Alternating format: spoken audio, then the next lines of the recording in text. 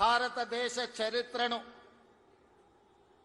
ఎవరు చదవాలన్నా, భారతదేశ చరిత్ర నుంచి ఎవరు స్ఫూర్తి పొందాలన్నా ముగ్గురు జాతి రత్నాల గురించి ఖచ్చితంగా మనం స్మరించుకోవాల్సిన అవసరం ఉన్నది.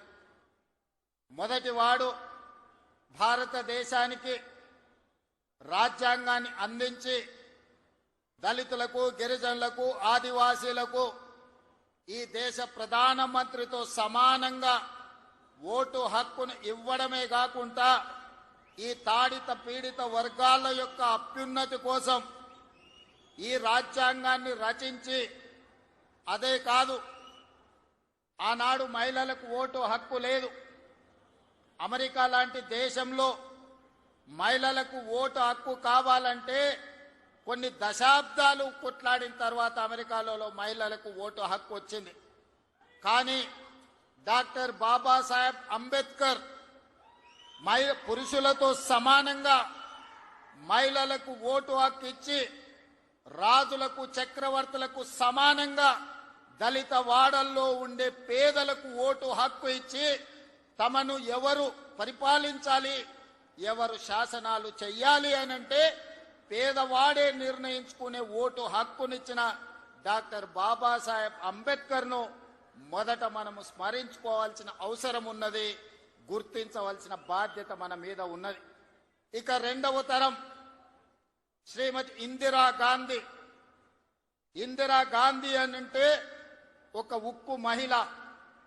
ఈ మహిళా స్ఫూర్తి ప్రపంచ దేశాల ముందు ఈ దేశాన్ని తలెత్తుకొని నిలబెట్టే విధంగా ఒకనాడు రాచరికాలు, రాజభరణాలు, జమీందారులు, జాగీర్దారులు, భూస్వాముల చేతుల్లో లక్షలాది కోట్లాది ఎకరాల భూములు ఉన్నప్పుడు అధికారం వాళ్ళ చేతుల్లోనే ఆయుధమై పేదలను హింసిస్తున్నప్పుడు ఈ దేశ ప్రధానమంత్రిగా బాధ్యత చేపట్టిన శ్రీమతి ఇందిరాగాంధీ గారు రాజభరణాలను రద్దు చేయడమే కాదు, భూస్వాముల దగ్గర, జమీందారుల దగ్గర ఉన్న కోట్లాది ఎకరాల భూములను ఆనాడు ఈ ప్రాంతంలో నిరంకుశ నిజాం సర్కార్కు వ్యతిరేకంగా సాయుధ రైతాంగ పోరాటం చేసి భూమి కోసం, భుక్తి కోసం, విముక్తి కోసం యుద్ధమే చేసిన పేదల కోసం భూ సంస్కరణలు తీసుకొచ్చి భూమి రాజుల దగ్గర ఉన్న,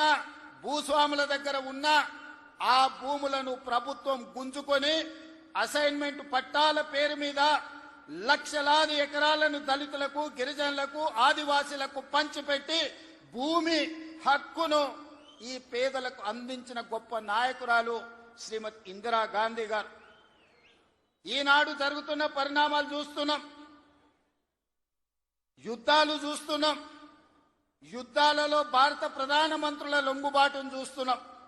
కానీ 1971లో ఇండియా పాకిస్తాన్ యుద్ధం జరిగినప్పుడు యుద్ధంలో పాకిస్తాన్ను ఓడగొట్టి, బంగ్లాదేశ్ను విడగొట్టి అమెరికా ప్రెసిడెంట్ను భారత రాజకీయాలలో మీరు కలగజేసుకోకండి, కలగజేసుకుంటే భారతదేశం ఊరుకోదు అని అమెరికన్ ప్రెసిడెంట్ను హెచ్చరించిన భారత ప్రధానమంత్రి శ్రీమతి ఇందిరాగాంధీ గారు. ఈనాటికి ప్రపంచ దేశాలలో ఈ దేశం యొక్క గొప్పతనం, గౌరవం, నాయకత్వ లక్షణాలను చాటి చెప్పిన ఉక్కు మహిళ శ్రీమతి ఇందిరాగాంధీ గారు. వారిని స్మరించుకోవాల్సిన అవసరం ఈ దేశంలో రాజకీయాలలో ఉండే ప్రతి ఒక్కరికి, ఈ యువతరానికి అవసరం ఉన్నది.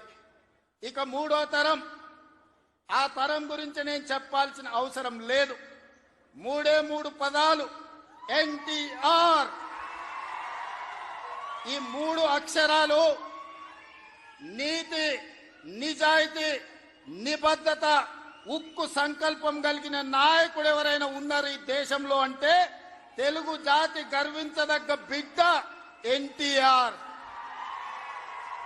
డాక్టర్ బాబాసాహెబ్ అంబేద్కర్, శ్రీమతి ఇందిరాగాంధీ, అన్న ఎన్టీఆర్ ఈ భారతదేశ జాతి రత్నాలు.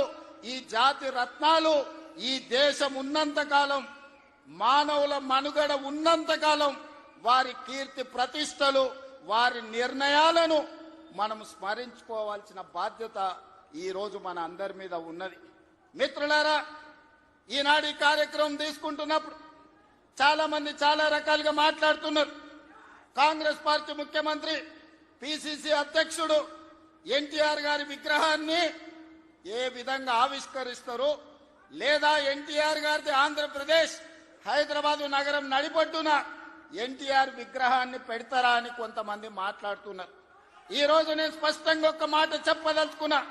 కులాలకు, మతాలకు, ప్రాంతాలకు, భాషలకు అతీతంగా ఈ దేశం గర్వించదగ్గ నాయకుడు ఎన్టీఆర్. ఆ ఎన్టీఆర్ స్ఫూర్తి హైదరాబాదు నగరం నడిపొట్టున వారి స్ఫూర్తితో పరిపాలన అందిస్తున్న మా ప్రభుత్వం అమీర్పేట్ చౌరస్తాలో మైత్రి వనంలో ఈ దారిలో వెళ్లే ప్రతి వాడికి ఒక స్ఫూర్తిని నింపడానికే ఈ రోజు వారి విగ్రహాన్ని ఇక్కడ మేము ఆవిష్కరించుకున్నాం. ఇది